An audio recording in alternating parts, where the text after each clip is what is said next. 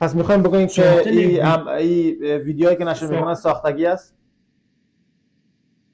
یک ویدیو منتشر می شود، چند تا روشنایی دیدن می شود، میگه ما فکر کردیم، حمله کردیم، هوا بسیار تاریک است و این ویدیو رو ما میتونیم که در هر جا بسازیم و بگوییم که در کابل در فلان پست عملیات صورت گرفته.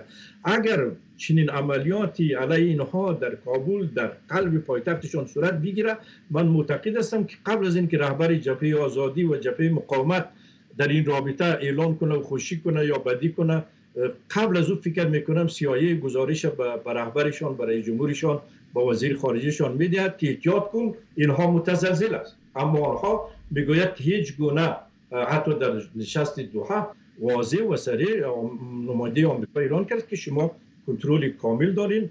من فکر میکنم جبهه مقاومت، جبهه آزادی مردم فریب میتن با نشر ویدیو.